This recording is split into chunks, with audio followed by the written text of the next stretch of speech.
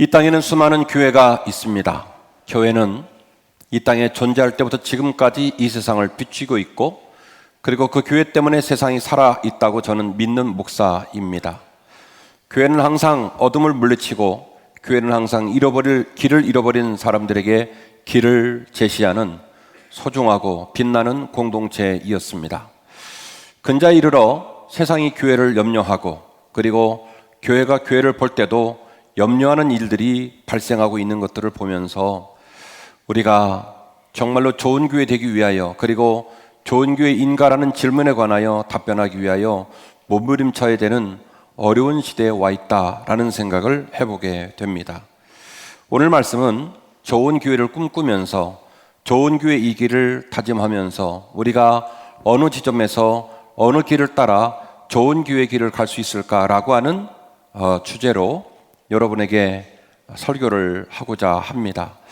목회하다 보면 어떤 성도들이 좋은 교회를 찾아간다 라는 표현을 쓰는 경우를 보는데요, 목사인 제 입장에서 보면 이 이야기는 반은 맞고 반은 안 맞는 이야기입니다. 왜냐하면 제 눈에도 좋은 교회, 좋은 목사, 좋은 성도가 눈에 보이기 때문에 좋은 교회를 찾아간다라는 말에 대해서 반은 제가 동의할 수 있다라는 얘기고요, 두 번째로 반은 맞지 않다라는 말은 좋은 교회를 찾아가서 내가 그 교회를 다니면 내가 좋은 성도가 되느냐, 그건 또 아니라는 거예요. 좋은 교회, 좋은 목사, 좋은 성도는 하늘에서 뚝 떨어지거나 누가 대신 만들어주지 못합니다.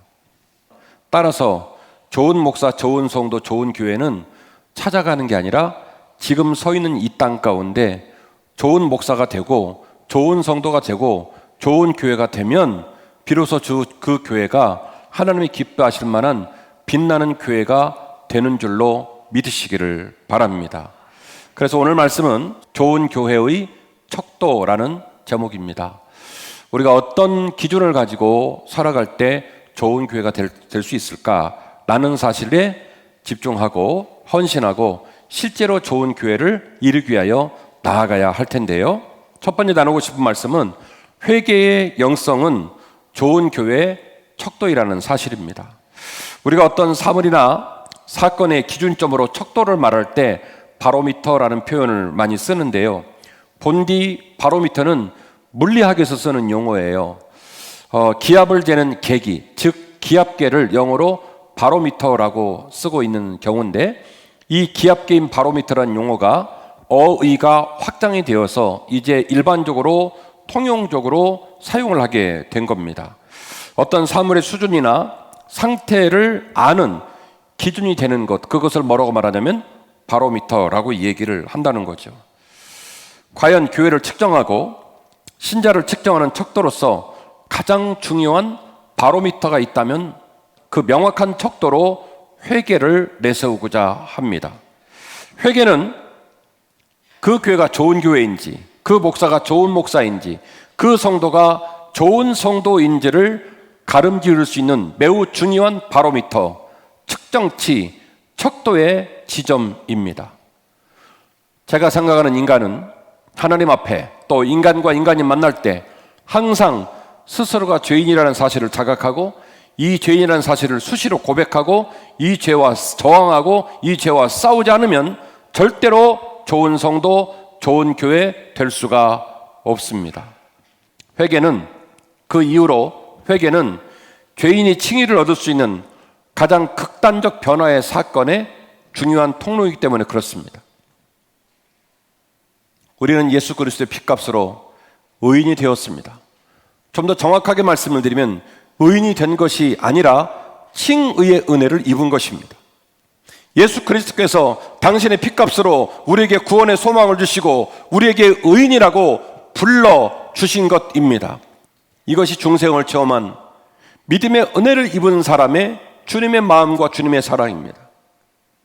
정확히 말씀을 드리면 우리는 의인된 것이 아니라 의인으로 부름을 받았고 의인으로 칭함을 받았습니다. 그 은혜의 젖줄에 누가 있습니까? 예수 그리스도가 있는 겁니다. 그분의 은혜로 우리가 의롭다 칭함을 받았어요. 그러면 죄인인 사람이 어떻게 주님의 그 의로운 칭함을 받을 수 있을까? 어떻게 그가 주님의 품으로 들어갈 수 있을까? 자기가 죄인 된 걸 자각하고 자기가 죄인 된 걸 고백하고 그 회개의 사건으로 말미암아 주님 품으로 들어가게 되는 겁니다. 그래서 주님의 아들과 딸이 될 수 있는 유일한 길, 주님과 딸의 은혜를 누릴 수 있는, 주님의 아들과 딸의 은혜를 누릴 수 있는 유일한 은혜의 통로가 바로 회개라고 말씀을 드리는 거예요. 또 하나 회개가 중요한 이유는 우리가 주님의 칭의로 말미암아 의인으로 칭함을 받고, 그리고 여러분 중에 누군가는 성도로, 집사로, 안수집사로, 권사로, 장로로, 목사로 남은 삶을 살아가지만 여전히 우리의 가슴 속에는 앞서 말씀드린 대로 더럽고 추악한 죄악이 가득 차 있는지라, 주님의 은혜를 힘입고도 주님을 온전히 따르지 못하고 여전히 세상 가운데 방황하고 조금도 세상과 구분되지 못하는 삶을 살기 때문에 여전히 회개는 우리가 주님의 품으로 나아가고 주님의 은혜를 힘입을 수 있는 중요한 통로요, 중요한 기회인 겁니다. 생애 어느 순간에 주님을 만나 주님의 은혜의 장중으로 들어오는 사건에도 회개가 중요하고, 주님의 품 안에 있지만 그럼에도 불구하고 여전히 주님을 닮지 못하는 우리의 삶의 간극 가운데 점점 주님을 향해 나아가는 노정 속에 끊임없이 반복되고 끊임없이 요구되는 중요한 은혜의 통로가 바로 회개다라고 하는 것입니다. 베드로는 예수님의 12 제자 중에 예수님보다 나이가 훨씬 많았던 이상한 제자입니다. 베드로는 예수님의 12 제자 중에 제일 아마도 가방끈이 짧아서 뭔 말만 하면 논리에 안 맞는 말을 하는 사람이 베드로입니다. 베드로는 예수님의 12 제자 중에 항상 어떤 판단을 내릴 때 영민하지 못해서 예수님 부름 앞에 조금도 주저하지 않고 즉각적으로 응답을 한 바람에 자기가 응답을 하고 결단한 것에 책임을 지지 못하여 항상 다른 동생들에게 싫은 소리를 들어야 했던, 눈물이 많았던 제자입니다. 그런데 왜 예수님은 베드로를 그렇게 끝까지 사랑하셨을까? 누가복음 5장 4절 말씀입니다. 말씀을 마치시고 시몬에게 이르시되 깊은 데로 가서 그물을 내려 고기를 잡으라. 시몬이 대답합니다. 선생님, 우리들이 밤이 새도록 수고하여 물고기를 잡았지만 잡은 것이 없었고, 그러나 말씀에 의지하여 제가 그물을 내리겠습니다. 이렇게 하니 그 고기 잡은 것이 심이 많아 그물이 찢어지는지라. 이에 다른 배에 있는 동무들에게 손짓하여 와서 돌아달라 하니 그들이 와서 2배 채움에 그 배가 잠기게 되었더라. 시몬 베드로가 이를 보고 예수의 무릎 아래 엎드려 이르되 주여 나를 떠나소서, 나는 죄인이로소이다. 아멘. 제가 방금 여러분에게 소개한 본문은 예수님께서 베드로와 베드로 일행을 처음 만난 사건을 이야기합니다. 베드로는 자기가 그물을 내리면 2배가 잠길 정도로 물고기가 잡힐 줄 알고 그물을 내렸을까요? 그냥 내렸을까요? 네, 그냥 내린 거예요. 왜냐? 본인은 알고 있거든요. 오늘 이 밤에, 오늘 이 바다에는 물고기가 없다. 다 마실 가가지고, 동창회 가가지고 물고기 안 나오는 걸 알거든요. 그러나 베드로는 말합니다. 선생님이 오죽하면 나에게 깊은 곳에 그물을 내리라고 했겠느냐고. 물고기가 한 마리도 안 나오는 한이 있다 할지라도 선생님 말씀이 내리라 하시니 내가 순종하여 그물을 내리겠습니다. 제가 왜 여러분에게 이 우스꽝스러운 질문을 했느냐? 이후에 나오는 베드로의 행동 때문입니다. 그물을 내렸어요. 그러면 베드로가 예측한 답은 그물을 내리고 무슨 그물이 올라와야 되냐면 빈 그물이 올라와야 되는 거예요. 그래야 베드로의 예측에 맞아떨어지고 베드로는 베드로대로 물고기가 안 나왔음에도 불구하고 선생님을 배려하고 선생님께 순종하여 내가 그물을 내렸다는 자기 나름대로의 목적을 이루는 겁니다. 그런데 그물이 올라오는데 빈 그물로 올라오지 않고 2배가 잠길 정도로 물고기가 끌려 올라옵니다. 이걸 베드로만 봤느냐? 그 자리에 있는 많은 사람이 봤습니다.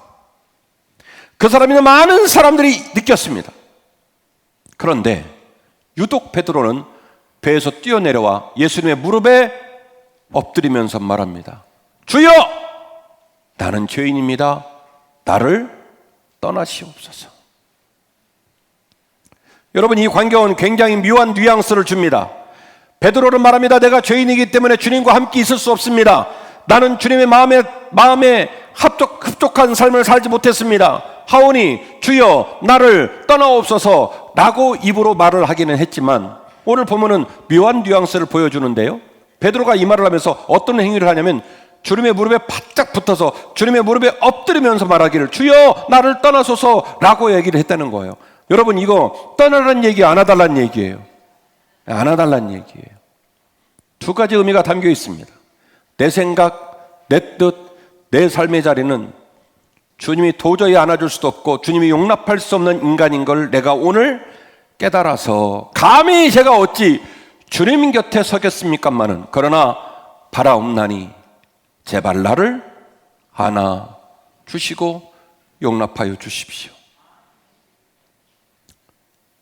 주님이 베드로를 사랑하시고 주님이 베드로에게 힘을 줄 수 있었던 근거를 저는 여기서 읽어내는 거예요.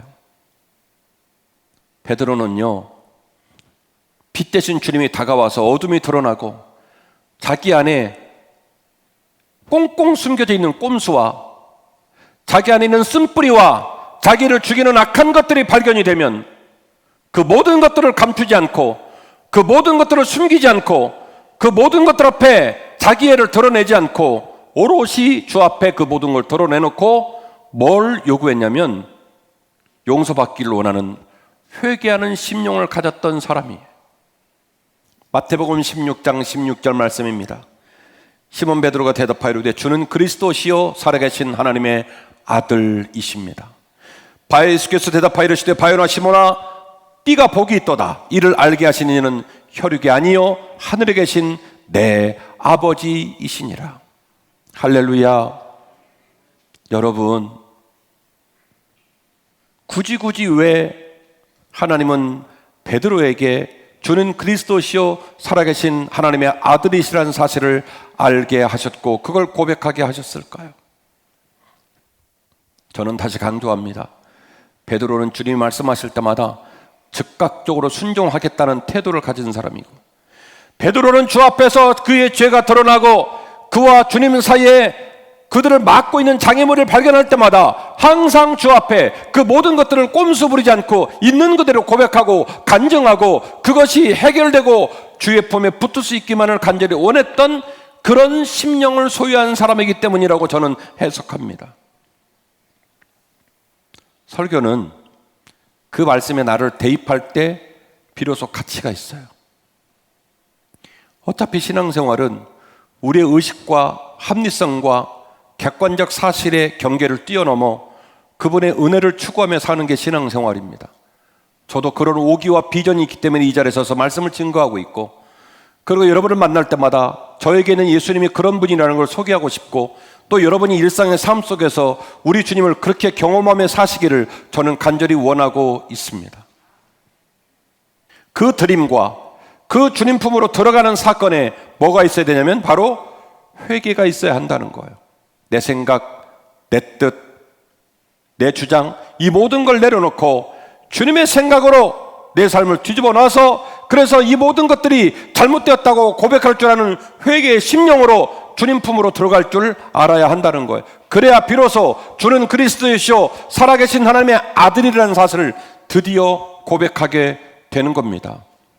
나는 죽고 예수로 살아야, 내 자리와 내 의식이 죽고 깨져야 비로소 그 자리에 주님의 생각과 주님의 판단이 들어오게 되는 겁니다. 주께서 말씀하셨던 것처럼 네가 고백한 주는 그리스도시요 살아계신 하나님의 아들이라는 고백은 네 논리와 네 판단과 네 합리적 상황, 객관적 사실이 네 입술에서 그 말을 나오게 하는 것이 아니라 하늘에 계신 내 아버지께서 네 마음가운데 그 말씀을 주셨다는 거예요.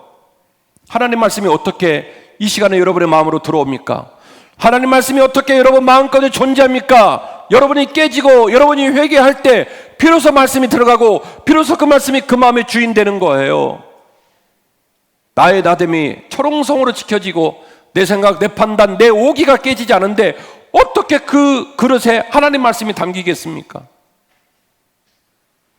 베드로는 그 똑똑한 제자들의 틈바구니에서 가장 주님을 사랑했고, 그리고 그의 삶이 그 빛 대신 주님 앞에 노출될 때마다 주저함이 없이 회개를 결단하고 회개를 실천했던 유일무이한 제자입니다. 회개의 영성은 좋은 교회의 척도, 바로미터라는 사실입니다. 사도행전 2장 37절 이하의 본문입니다.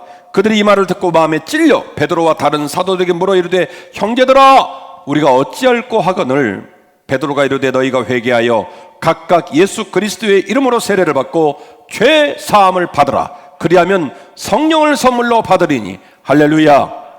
120문도가 마가의 다락방에서 성령 충만을 받았습니다. 그 성령 충만을 받고 베드로가 설교합니다. 그 설교를 듣고 수많은 무리들이 가슴을 치며 통곡하기 시작했습니다. 어찌할꼬? 우리가 죄인이라는 사실을 깨달았는데 어찌할꼬? 내 생각, 내 오기, 내 뜻, 내 방식, 내 삶에 가는 길이 하나님을 등지고 있고 사람에게 상처를 주고 있고 그래서 나 죽고 다 죽는 길을 깨달았는데 어찌할꼬? 그때 베드로가 말합니다. 처방전을 냅니다. 각각 회개하고 세례를 받고 성령을 선물로 받으라. 회개해야 주님의 은혜의 품으로 들어오는 거예요. 회개해야 내가 바뀔 수 있고 회개해야 죄가 물러나고 회개해야 내 심령이 주님께서 기뻐하실 만한 심령으로 변화된단 말입니다. 어디서부터 은혜가 시작이 되고 어디서부터 희망의 문이 열리고 어디서부터 우리가 하나님 보시기에도 예쁘고 사람 보기에도 예뻐질 수 있느냐? 그 출발점은 어디냐면 분노와 시기와 질투와 분쟁이 아니라 우리의 심령에서 쏟아지는 회개에서부터 그 기적이 시작이 되는 거예요. 남 얘기하지 말고 말씀을 들을 때마다 누구를 봐야 되냐면 나를 봐야 돼요. 베드로는 말합니다. 감동받은 걸로 멈추지 말고 은혜 받은 걸로 멈추지 말고 놀란 걸로 멈추지 말고 모두에게 명하노니 회개하라. 회개하고 세례를 받고 성령을 선물로 받으라. 누가복음 19장 8절 이하의 본문입니다. 삭개오가 서서 주께 여짜오되 주여 보시옵소서 내 소유의 절반을 가난한 자들에게 주겠사오며 만일 누구에게든지 내가 그것을 속여 빼앗은 것이 있다면 네 갑절이나 갚겠나이다. 그가 주님을 만나고 그가 주님과 사귀고 나서 그리고 그 마음 가운데 저항이 시작됐는데 내가 이 돈 때문에 범죄했고 내가 이 돈 때문에 주님을 거절했고 내가 이 돈 때문에 인생이 망가지고 있구나라는 사실을 깨닫고 그 자리에서 목숨보다 소중하게 생각했던 돈을 반을 뚝 잘라서 가난한 자에게 나눠주고 불의하게 취한 것이 있다면 4배로 갚겠다는 고백을 주 앞에 드리게 된 겁니다. 여러분 여쭙겠습니다. 지금 삭개오가 뭐 하고 있죠? 명백하게 회개하고 있는 거예요. 회개의 영성은 그러므로 좋은 교회의 척도입니다. 회개한다고 하는 것은 즐거운 일이 아닙니다. 회개한다고 하는 것은 창피한 일이고 회개한다고 하는 것은 항상 우리 마음 가운데 저항을 동반하는 일입니다. 그러나 회개하면 살아요. 회개하면 행복해져요. 그러므로 여러분에게 선포합니다. 참된 신앙의 길은 내 길이 아니라 주님의 길 위에 서는 것인 줄로 믿습니다. 여러분 눈으로 잘 보세요.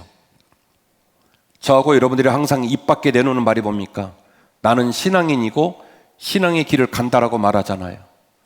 근데 난 놓고 기억자예요. 정말로 우리가 신앙인이 맞고 정말로 우리가 신앙의 길을 걸어가는 것이 맞다면 그 길은 내 길이 되어서는 안 되고 주님의 길이 되어야 하는 거예요. 주님의 마음에 붙어 있어야 하는 거예요. 말을 하든 판단을 하든 길을 내든 어떤 방향으로 우리가 힘을 쓰든 그것이 내 주장, 내 판단, 내 기준이 아니라 예수님의 기준과 예수님의 마음과 예수님의 자리에 서야 비로소 신앙의 길이 되는 거고 비로소 신앙인이 되는 겁니다. 여러분 아멘이시죠? 그러므로 좋은 교회는 삶의 예배가 살아있는 교회라는 사실이에요. 마태복음 16장 23절 말씀입니다. 예수께서 돌이켜 이르시되 베드로에게 말씀하시되 사탄아 내 뒤로 물러가라. 너는 나를 넘어지게 하는 자로다. 내가 하나님의 일을 생각하지 아니하고 도리어 사람의 일을 생각하는도다 하시고, 이에 예수께서 제자들에게 이르시되 누구든지 나를 따라오려거든 자기를 부인하고 자기 십자가를 지고 나를 따라야 할 것이니라. 할렐루야. 주님이 하신 말씀이에요. 여러분 꼭 기억해야 됩니다.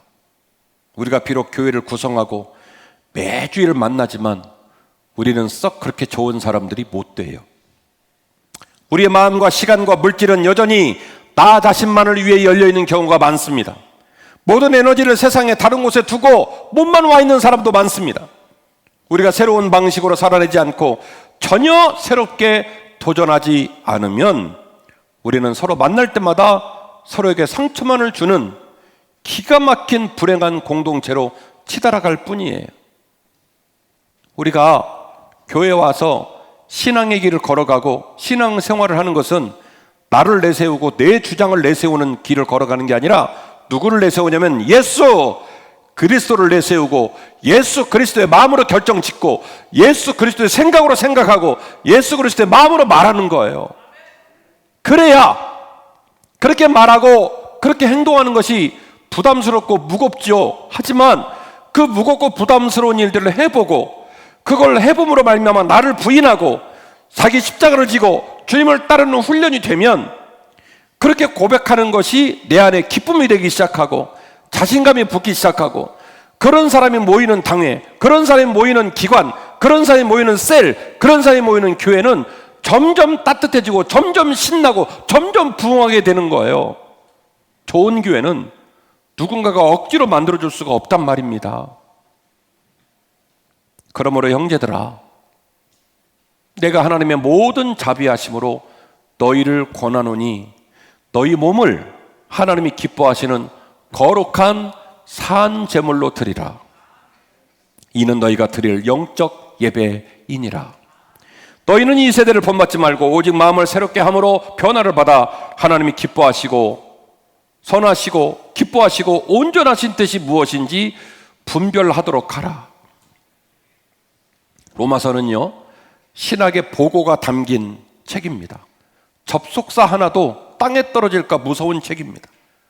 그 로마서 안에 기독교의 골격과 기독교의 가치를 기탄 없이 쭉 쏟아낸 그 로마서가 11장까지 말씀을 통하여 원론적인 얘기가 끝나고 12, 13, 14, 15, 16 이 5장 말씀을 통해서 마지막 실천편을 얘기하는데 이 5장 중에 맨 끝은 사람 얘기밖에 없어요. 사람을 소개하는 걸로 끝나거든요. 그러면 실제로 가장 중요한 실천편은 4장이에요. 12장, 13장, 14장, 15장. 이 하나님의 말씀을 어떻게 실천할 것이냐라고 하는 이 4장의 실천편 중 가장 앞에 나오는 메시지가 뭐냐면 너희가 영적 예배를 드리는 삶을 살아야 한다는 거예요. 너희 몸을 하나님이 기뻐하시는 거룩한 산제물로 드리라는 거예요. 저와 여러분은 지금 예배하고 있습니다. 이 예배는 종교적인 예배고 예전적인 예배고 모여지는 예배입니다마는 로마서 12장 1절에서 말하는 예배는 이 예배를 말하는 게 아닙니다. 여러분이 이 예배를 드리고 저문을 열고 나가서 당회하고 직원회하고 사무총회하고 주방봉사하고 차량봉사하고 셀레배 드리고 아이들을 섬기는 과정 속에서 그 삶의 자리에서 너희들이 너희 몸을 거룩한 산 제물로 드리라는 거예요. 그것이 바로 너희가 드릴 영적인 예배라는 거예요. 종교적인 예배만 있는 것이 아니라 삶의 자리에서도 여전히 예배하는 자의 심령으로 살라는 거예요. 너희는 이 세대를 본받지 말고 오직 마음을 새롭게 함으로 변화를 받아 하나님이 기뻐하시고 선하시고 온전한 뜻이 무엇인지 분별하도록 하라. 중의적 표현입니다만은 여러분, 변화를 받는다는 말이 무슨 얘기입니까? 회개에서 새로운 신분으로 바뀐다는 거예요. 그 사람의 생각과 뜻과 그 사람의 삶의 가치가 전혀 새로운 걸로 바뀌는 거예요. 그게 뭐냐면 회개 사건이에요. 오직 마음을 새롭게 함으로 변화를 받으란 말은 네 마음에 네가 주인이고 네 생각에 함몰돼 있고 네 주장의 세계 가운데 머물지 말고 그 모든 걸 깨뜨리고 주 예수의 마음으로 들어가서 주 예수 그리스도의 눈으로 보고 철저히 회개하여 네 심령이 새롭게 변화를 받으라는 얘기를 하고 있는 겁니다. 누가 우리 몸을 거룩한 산제물로 드리고 그리고 영적인 예배자의 삶으로 살 수 있을까? 회개하는 사람, 변화를 받는 사람, 자신의 삶을 분별할 줄 아는 사람만이 그 길을 걸어갈 수가 있는 것입니다. 말씀을 마치겠습니다. 같은 마음, 거룩한 꿈으로 좋은 교회가 되어져 갑니다. 여러분, 결론의 문장치고는 되게 밋밋하지 않아요? 너무 일상적인 말이잖아요? 멋있는 말 하나도 없어요. 근데요, 진짜로 뼈를 때리는 말입니다. 좋은 교회는 같은 마음을 품지 않으면 애시당초 시작도 못하는 거예요. 좋은 교회는 건물로 만들어지는 게 아니란 말이죠. 좋은 교회는 같은 마음으로 같은 길을 갈 때 좋은 교회가 되는 거예요. 좋은 교회의 꿈은 특정한 인물이 꿈을 이야기하지 않고 하나님 아버지의 거룩한 꿈을 우리 마음에 두고 그 꿈을 향해 나아가는 게 좋은 교회예요. 내 기준, 내 생각, 내 스타일, 내 논리, 그곳에다가 도장을 찍지 말고 그곳에다가 목표를 두지 말고 예수 그리스도를 통한 하나님의 꿈을 우리 마음에 품는 거예요. 단 하루를 산다 할지라도 우리 주님이라면 어떤 결정을 내리고 단 하루를 산다 할지라도 우리가 어떤 결정을 내릴 때 하나님이 기뻐하실까? 그게 무슨 꿈이에요? 거룩한 꿈이에요. 두 가지면 끝나요. 서로는 같은 마음을 품고 위로는 내 꿈이 아니라 누구의 꿈? 하나님의 꿈, 거룩한 꿈을 품으면 그 교회는 끝나는 거예요. 그러므로 제가 말씀드리는 거 아주 일상적인 단어입니다만은 같은 마음, 거룩한 꿈으로 비로소 좋은 교회가 되어져 갑니다. 제가 문장을 만들 때 굉장히 고민 많이 하거든요. 되어져라는 표현을 쓴 것은 아주 의도성이 다분합니다. 좋은 교회 되는 거 쉽다 어렵다. 쉽다 어렵다. 어렵다. 어렵다. 갈 길이 멀다. 은혜 받고 눈에 힘들었다고 되는 거 아니에요. 좋은 교회는 되어져 가는 거예요. 천리길을 걸어가는 거예요.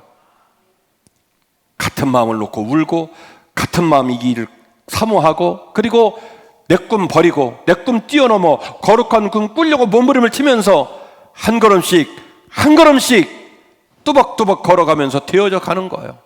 좋은 교회 되는 거 쉽지 않습니다. 목사의 마음과 설교는 항상 회개를 선포하고 회개를 가르치고 목사 스스로 회개하면서 살아야 한다고 저는 믿어요.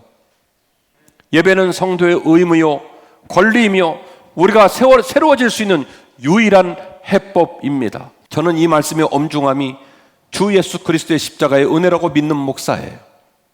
때로는 설교를 듣다가 위로를 받고 때로는 설교를 듣다가 회개가 터지고 때로는 설교를 듣다가 좌절했다가도 용기를 낼 수 있다면 그 교회 예배는 살아있는 예배, 좋은 교회, 좋은 예배인 겁니다. 그래서 예배는 성도에게 의무요, 성도에게 권리요, 성도에게 영광입니다. 예배를 통해 살고 예배를 통해 회복되고 예배를 통해 잃어버린 길을 발견하기 때문입니다. 그러므로 예배에 여러분의 목숨을 거시기를 바랍니다. 예배가 무너지면 다 무너집니다. 여러분의 예배가 여러분 인생의 최고의 가치가 되기를 주의 이름으로 축원합니다. 교회의 꿈은 내 꿈이 아니라 하나님의 꿈이 되어야 합니다. 이 꿈에 순종할 때에 비로소 서로가 진짜로 하나가 될 수 있습니다. 함께하는 동행과 헌신과 보람과 기쁨이 그때부터 넘칠 수 있습니다. 왜냐하면 그 꿈이 내 꿈이 아니라 특정 인물의 꿈이 아니라 누구의 꿈? 하나님의 꿈이기 때문에 그렇습니다. 신자는 오직 같은 마음과 타자를 향한 불타는 사랑으로 연결되지 않으면 절대로 같은 길을 걸어갈 수가 없습니다. 성도와 함께 연합하여 걸어가는 길은 쉽지 않아요. 오직 사랑으로만 연결될 수 있는 길입니다. 오늘 말씀 제목은 좋은 교회 척도이었습니다. 오늘 말씀을 엄중하게 여러분에게 선포했으니까 저와 여러분에게는 이제 바로미터가 있어요. 내가 어떻게 하면 좋은 신자일까? 내가 어떻게 하면 좋은 목사일까? 우리 교회가 어떤 모습이 될 때 좋은 교회일까? 기준점이 생겼습니다. 이 기준점을 가지고 주 앞에 나설 때마다 뭐 해야 돼요? 회개해야 되는 거예요. 목사도 회개하고 장로도 회개하고 성도도 회개하고, 하나님, 제가 죄인입니다. 제가 잘못했습니다. 회개해서 마음을 비우면 하나님의 새로운 것으로 우리 마음을 채워주세요. 거룩하고 깨끗하고 존귀한 것들로. 그래서 내 꿈이 아니라 하나님 꿈을 품고 내 길에 서는 게 아니라 예수 그리스도의 길에 서서 손에 손 맞잡고 앞에서 끌고 뒤에서 밀고 가며 또박또박 믿음의 길을 완주하면 우리 교회 좋은 교회 될 줄로 믿고 세상권에 존경받는 교회로, 많은 사람들이 와보고 싶은 교회로, 세상을 빛과 소금으로 변화시키는 거룩하고 아름다운 교회로 마음껏 쓰임받게 될 줄로 믿습니다.